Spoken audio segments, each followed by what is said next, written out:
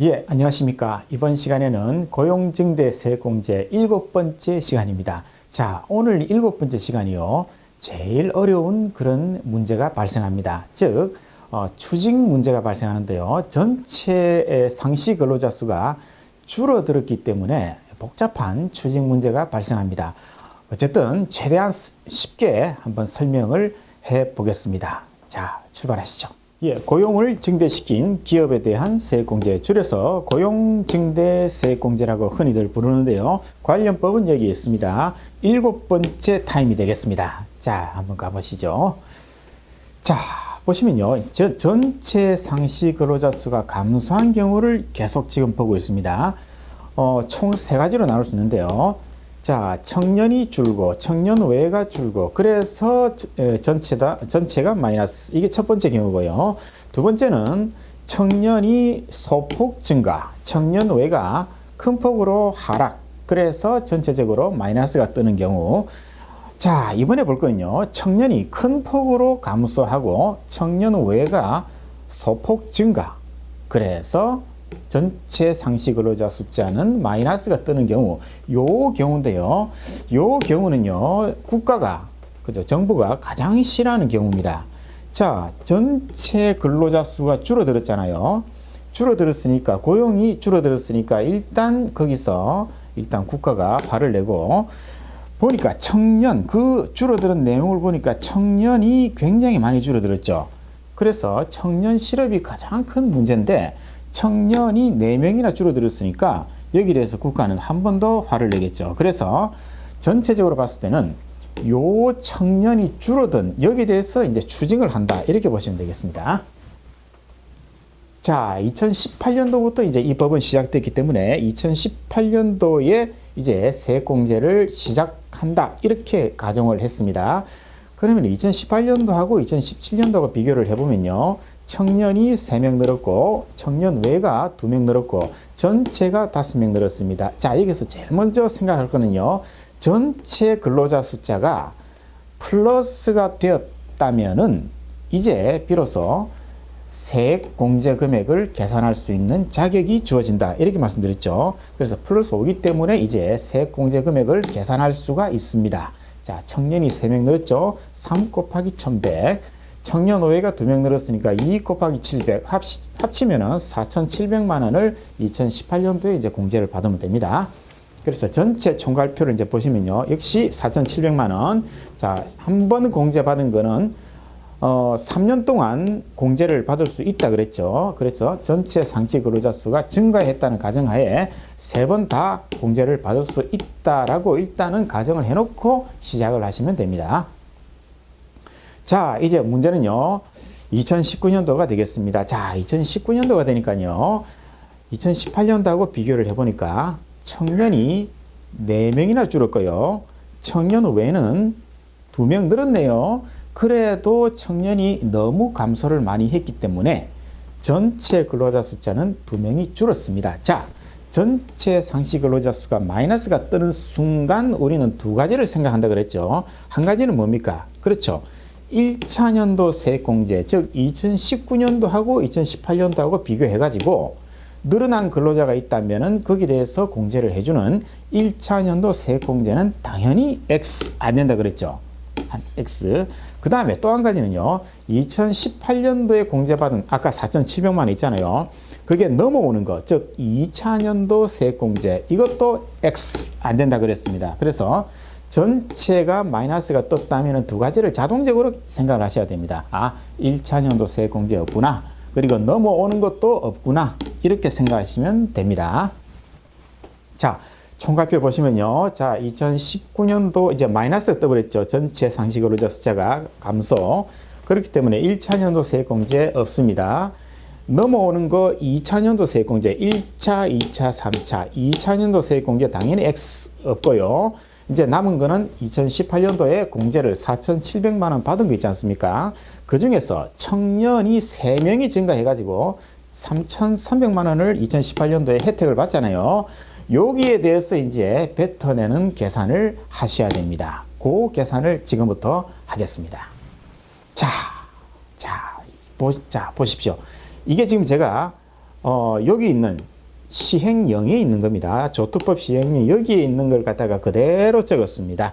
보는 순간 머리가 아찔할 겁니다. 자, 무슨 말인지 하나도 모릅니다. 자, 보십시오. 청년 등 상시 근로자의 감소한 인원수가 상시 근로자의 감소한 인원수 이상인 경우 도대체가 무슨 말인지 이게 도무지 알 수가 없습니다. 자, 복잡하게 됐는데요. 천천히 한번 보면요. 청년 등 상시 근로자. 이 말은 뭐냐면요. 그냥 청년이라 생각하십시오. 청년이 감소한 인원수 몇 명입니까? 4명이네요. 오케이, 4명. 4명이 상시 근로자 감소 인원수. 상시 근로자, 요거 아닙니까? 상시 근로자의 감소한 인원수라는 것은 전체 근로자 수를 말합니다. 자, 마이너스 2죠. 4명, 2명. 어느 게 더 큽니까? 청년이 더 크죠. 바로 이 경우 아닙니까? 청년이 감소한 인원수 4명이 상시 근로자 감소한 인원수 2명 이상이다. 그죠? 4, 2 이상이죠. 그런 경우에는 이제 공제받은 세액을 추징을 합니다. 즉, 청년에 대해서 추징을 하면 되는데요. 산식은 이렇게 되어 있습니다. 법문구 그대로 들고 왔습니다. 보시죠.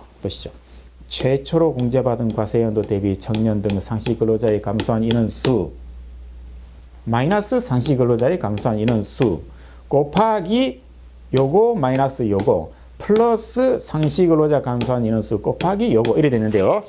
하나하나 보시면요. 별로 어려울 건 없어요. 자, 최초로 공제받은 과세연도 대비 청년 등 상시 근로자의 감소한 인원수. 한마디로 말해서 청년이 몇 명 줄었냐 이 말입니다. 4명 줄었잖아요. 오케이, 4명. 상시 근로자 감소 인원수 2명 아닙니까? 4 마이너스 2 곱하기 요거는요. 요 금액은 1,100만 원입니다. 청년 한 명당 1,100만 원 공제해준다.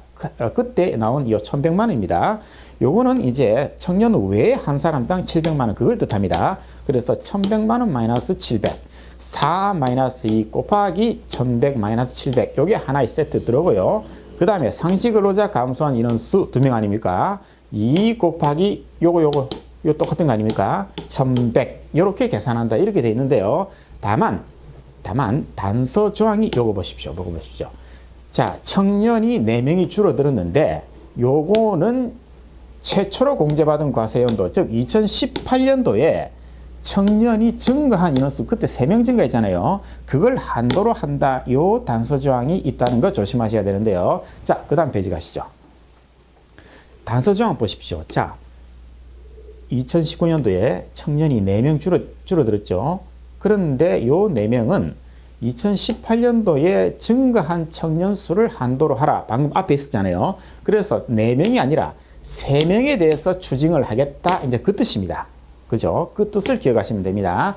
자, 그래서 법문구 다시 왔습니다. 최초로 공제받은 과세연도 대비, 즉 2018년도 대비 청년이 줄어든 인원수 4명이죠. 4명이죠. 그런데 최초로 공제받은 과세연도 2018년도죠. 18년도에 청년 근로자가 증가한 인원수를 한도로 하라. 이게 2018년도에 3명이 증가했잖아요. 그래서 자, 버튼 눌러주시죠.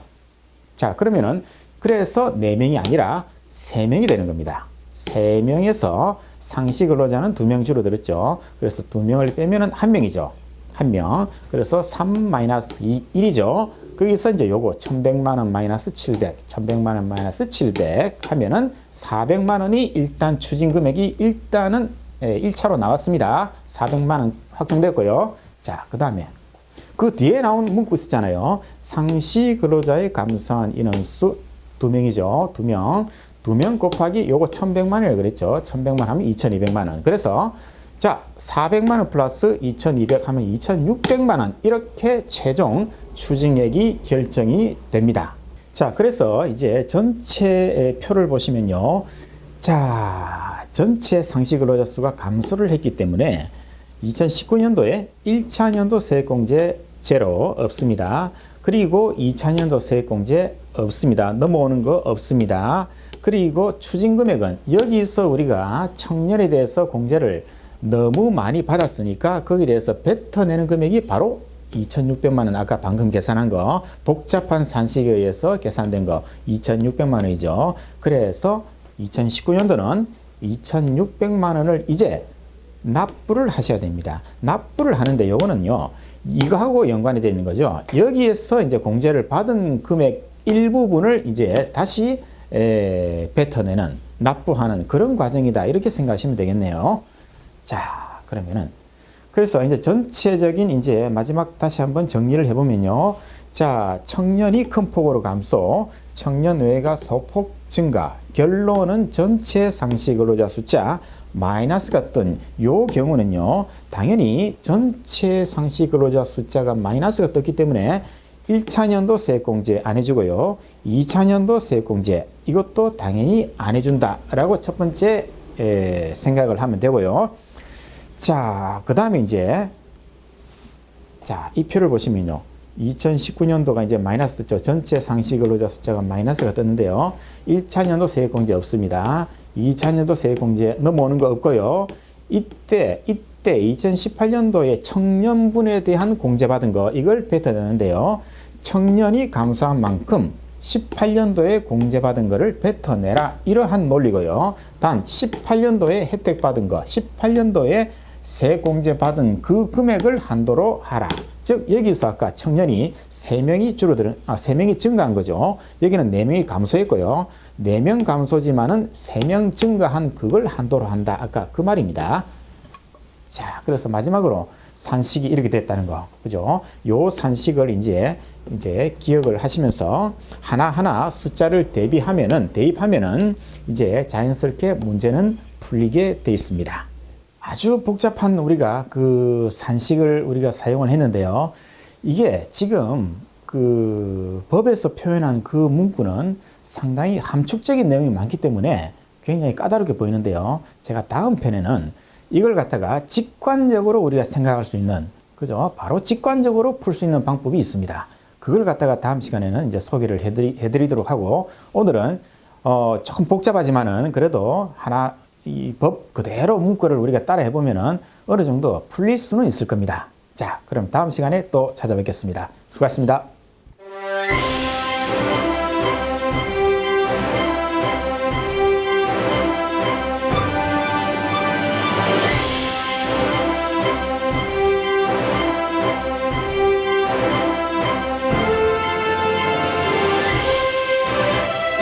어려운 건 쉽게, 쉬운 건 더 쉽게. Easy to understand. Easy to understand.